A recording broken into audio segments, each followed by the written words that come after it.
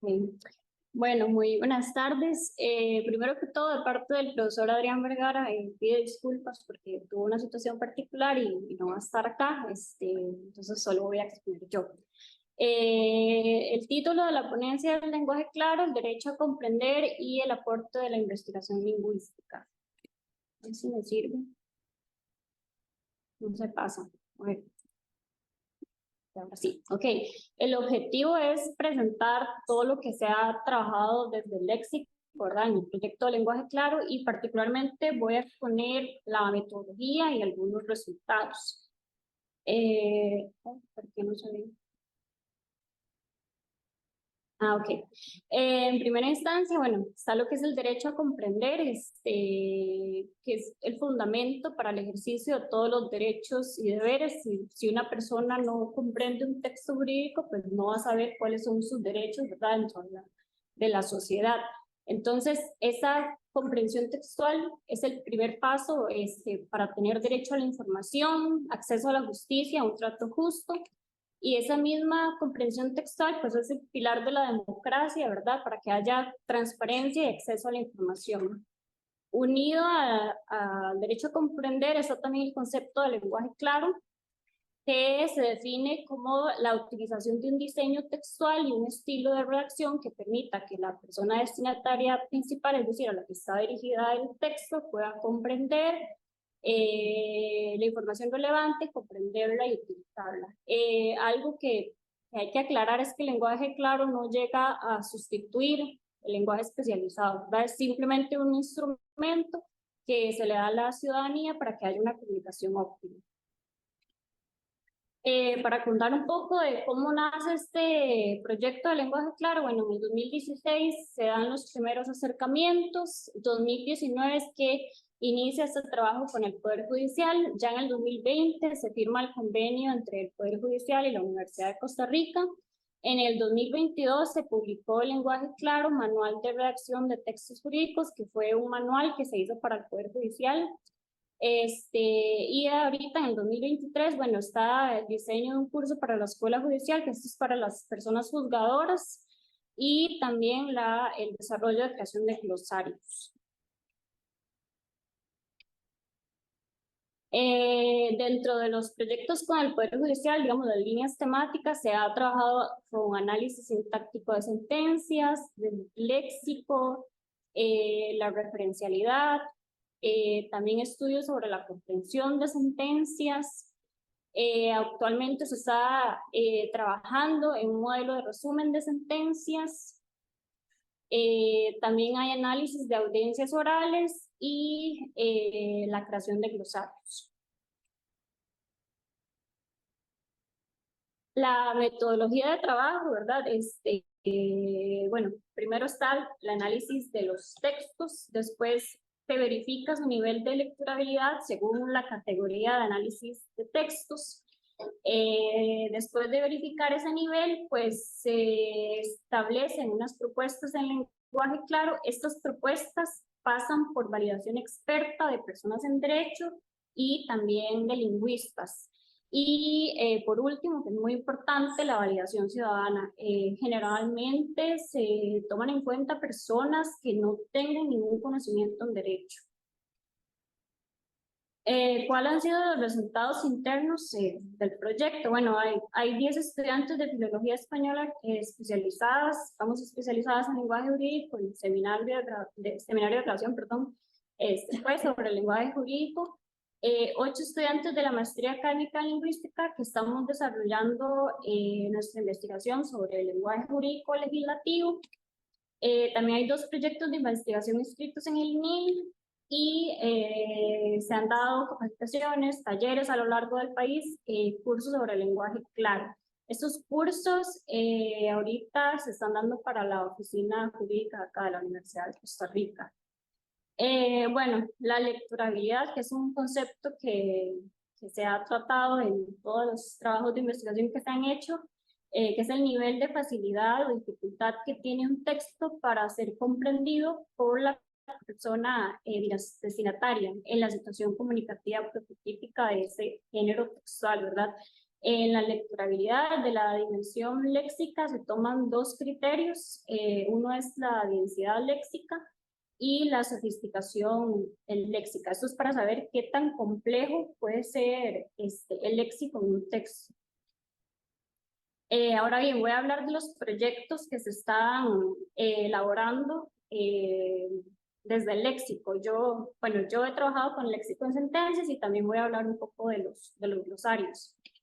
Del léxico en sentencias, bueno, uno de mis objetivos fue identificar el léxico que dificulta la lecturabilidad en textos jurídicos y proponer cambios, ¿verdad? Por palabras que sean más comprensibles para la ciudadanía. En el método, la metodología, bueno, trabajé con 119 sentencias de 6 materias jurídicas: civil, agraria, laboral, violencia doméstica, penal juvenil y contencioso administrativo. Después se hizo una clasificación automatizada de lemas según su categoría gramatical. Esto se hizo con la herramienta ContaWords y se tuvo que hacer después una selección de lemas propios del ámbito jurídico. No hay ninguna herramienta, obviamente, que haga esta selección de cuáles palabras pertenecen al ámbito jurídico, por lo que sí fue una revisión bastante larga. Sí tomé mucho tiempo en terminarlo. Bueno, una vez ya tenía esta lista de lemas, pues procedí a revisarlos en diccionarios jurídicos para corroborar que en efecto pertenecieran a este ámbito. Trabajé más que todo con el diccionario jurídico de la Real Academia Española y en total, bueno, tenía 224 palabras. Después procedí a determinar la densidad léxica, que aquí utilicé la herramienta Voyant Tools, y después pasé a la identificación de campos semánticos y por último está la propuesta de reemplazo. Entonces, la densidad léxica, bueno, se obtiene sacando la cantidad de palabras únicas sobre el total de palabras. Como dije, estos datos me los brindó la herramienta Voyant Tools. Según la teoría, para que un texto tenga una densidad léxica alta, tiene que sobrepasar el 40%. Sin embargo, ninguna de las materias aquí pues alcanzaron el 40%, ¿verdad? Civil, tal vez civil, penal juvenil y agraria se acercaron un poco. Entonces aquí una de las conclusiones fue que tal vez la densidad léxica no es el mejor criterio para decir qué tan complejo es un texto, porque bien sabemos que los textos jurídicos son complejos, ¿verdad? Entonces, sí, ese fue uno de los cuestionamientos que tuvimos con los resultados de densidad. Ya en los campos semánticos, bueno, identifiqué 11 campos semánticos de procesos judiciales, bueno, documentos, participantes, tipos de proceso, evaluación de los acontecimientos, tipos de pruebas, autoridades, objetos del proceso, toma de medidas, acciones, regulaciones y principios del proceso y gastos en el proceso. Ahora bien, voy a mostrar lo que es la propuesta de cambio. Esos serían los ejemplos, son 10 ejemplos. Aquí del lado izquierdo pueden ver los términos jurídicos y del lado derecho está el posible reemplazo. Los 3 primeros son latinismos, sí encontré bastantes latinismos en las sentencias. Y bueno, por ejemplo, ut supra, ¿verdad? Término jurídico, posible reemplazo, como se ha dicho anteriormente. Acá hay uno, bueno, me gustaría llamar la atención, es ese de auto, ¿verdad? Que en muchos de los talleres jurídicos que tuvimos, las personas decían que esa palabra les daba muchos problemas, pero claramente no se refiere a un carro, ¿verdad? A un automóvil, ¿verdad? Auto es una resolución judicial. Entonces, esa era una de las palabras que más les costaba comprender en el texto jurídico. Ok, entonces, eso sería parte de lo que yo he trabajado con el léxico en sentencias. Ahora, los glosarios. El objetivo es crear glosarios con 100 entradas para 6 materias diferentes: civil, contencioso administrativo, penal, familia, laboral y agraria. Las estudiantes que estaban haciendo estos glosarios, bueno, Melanie Vega, Angie Rojas, María Guadalupe Robles, Beatriz Rojas, Jimena Solano y Carolyn Vargas. ¿Cuál es el método que están, la metodología de ellas? Bueno, están trabajando con 500 sentencias por materia, o sea, en total serían 3000 sentencias. Después Sigue la homogenización de sentencias. Esto es que muchas sentencias aparecen encabezados y firmas al final. Todo esto se tiene que eliminar porque pueden alterar los resultados de las frecuencias, ¿verdad? De palabras. Después sigue la lematización automatizada de las sentencias, que utilizaron Tagant. La identificación automatizada de lemas más frecuentes en sentencias fue con la herramienta ANCOM y después se pasó a la comparación entre lemas más frecuentes de cada materia para identificar cuáles eran los lemas propios de cada materia. También está la identificación de términos importantes en normativas, y yo sé que ellas trabajaron con el código de familia. Y bueno, entonces se hizo una validación de 150 palabras con personas expertas en derecho de cada materia y al final las personas expertas en derecho dijeron que se iba a trabajar con 100 palabras, ¿verdad? 100 palabras de cada materia. Después se hizo una determinación de campos semánticos y se creó una planta para glosarios, ¿verdad? Que está destinada a la ciudadanía. Esta planta pues tuvo una validación experta de lingüistas y por último lo que seguía son la redacción de definiciones y explicaciones que tiene que, pasa por 3 validaciones, de las personas expertas en derecho, personas lingüistas y pues la validación social, ¿verdad? De la ciudadanía. Ok, en los resultados, bueno, ellas encontraron 14 campos semánticos que consisten en acción jurídica, acto jurídico, derecho, documento, falta tipificada, grupo etario, institución, modalidad, normativa jurídica, obligación, sujeto, tipo de acto, situación social, tipo de proceso judicial y tipo de entre sujetos. Ahora bien, para el ejemplo, definición y explicación, pasó, como ya mencioné antes, por una validación experta y ciudadana. De la validación ciudadana, el test estaba compuesto de 12 ítems y solo obtuvo una respuesta negativa. Este sería el ejemplo, lo que ellas proponen. Entonces, del lado derecho podemos ver la versión de diccionario jurídico, de relación laboral, y del lado izquierdo, ¿verdad? La versión en lenguaje claro, que ahí podemos observar cómo cambia. Sí, bueno, como comentario, los diccionarios jurídicos, las definiciones, pues muchas veces son muy técnicas, entonces yo creo que si una palabra quiere, perdón, si una persona quiere buscar la definición de una palabra, creo que queda como igual, ¿verdad? Porque la definición es muy técnica. Entonces, sí, ahí podemos ver pues el cambio, lo que proponen ellas en versión en lenguaje claro, que como les comenté ya fue validado por personas expertas. Y esa sería mi presentación. Muchas gracias por su atención.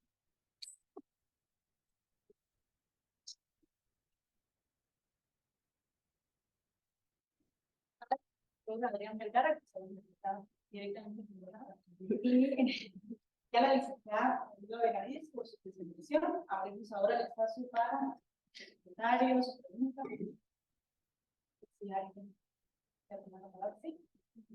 Muchas gracias por felicitar a la presentación. Gracias. Gracias también a todos que están en la maestría de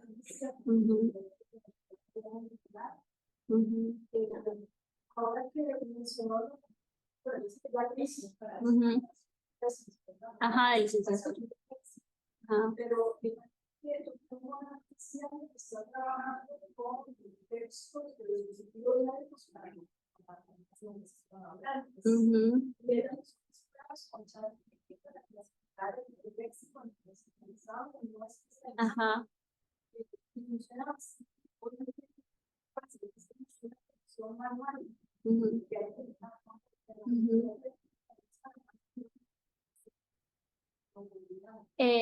En realidad, en mi memoria, bueno, por cuestiones de tiempo no lo incluí, pero en la memoria yo hice del seminario de grabación, sí hice la clasificación de palabras especializadas y palabras con significado especializado. De esas 224, sí tomé al final 60, ¿verdad? Porque 200 era, la verdad, era mucho trabajo clasificarlas, entonces sí.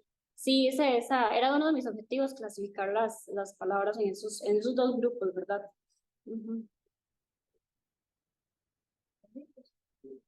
¿Sabes?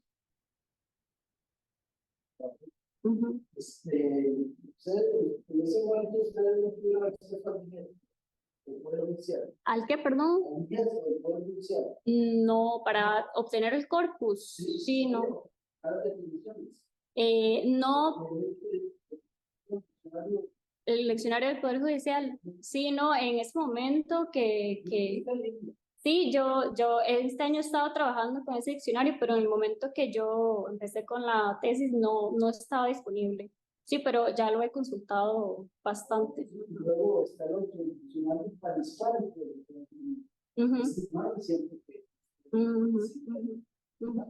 No sé si está en línea. No, pero bueno, el docente de la academia.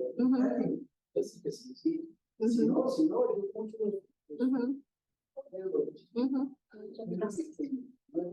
mucho. Ajá, sí. Muchas gracias. Una pregunta así, ¿qué tal se han ido con las personas del ámbito legal? ¿Han sido receptores de sus propuestas? Pues vieras que fueron las personas del Poder Judicial que se acercaron al profesor Adrián Vergara. Sí, no fuimos nosotros, porque muchas veces hay como cierta resistencia, que no se tiene que cambiar el lenguaje legal, pero no fueron ellos los que dieron como el primer acercamiento. Entonces, con las reuniones que hemos tenido con jueces y juezas, pues hay muchos que sí están dispuestos como a aceptar ese cambio. Entonces sí, hemos tenido respuestas muy positivas en realidad. Ya, bueno, muchas gracias, tan interesante. Dos cosas, no se puede decir no sé, el delito es cuando, sino el delito ocurre cuando. No es, está mal la construcción, debe ser. Un ejemplo que pusieron de lenguaje claro está mal, en la primera línea. No recuerdo bien el texto, pero hay que corregirlo, ¿verdad? Y la segunda cosa que quería decir es que yo trabajaba muchos años como periodista, entonces tengo unos consejos para usar el lenguaje claro que les puedo leer ahora, son solo 5. Están como comentario en la página de la Academia de la Lengua. Yo soy miembro de la Academia de la Lengua de Costa Rica, por si acaso, soy miembro honorario. Entonces, quería mencionarles eso, porque el lenguaje claro no es un problema solamente jurídico, es un problema general de expresión. ¿Puedo decir los consejos o no? ¿Sí? Sí, claro. Ya. Sí, Primero, adelanta el verbo para que toda la oración siguiente adquiera pronto sentido. O sea, el verbo debe ser una de las primeras palabras que aparezcan, ¿verdad? Al contrario del latín, donde aparecía muchas veces al final. Segundo consejo, sé conciso en las oraciones. Elimina todas las palabras que no añadan nada y reducirlo. 3. Ahorra las proposiciones subordinadas. Es decir, las construcciones deben ser lo más sucesivas, siguientes, pero no hacer subordinaciones, ¿verdad? Y si se hace alguna subordinación, debería empezar con la proposición principal, porque en la proposición principal es el verbo principal que da sentido a todo el resto. El cuarto consejo es, escribe una proposición y una idea después de otras, no dentro de otras. Es decir, no construir diciendo el ministro, coma, sin embargo, coma, dijo, sino, sin embargo, coma, el ministro dijo. O sea, no cortar una proposición para meter una dentro de otra. Y el quinto consejo es cuando se emplea una palabra rara, explicarla inmediatamente usando paréntesis. O sea, si ustedes emplean una palabra insólita en derecho, en lo que sea, para el lector lo importante es saber qué significa. Pero es como poner un pie de página. Pero cuando no se puede poner pie de página, se pone una oración entre paréntesis que explique qué palabra es esa. No, eso es todo lo que quería decir. Muchas gracias.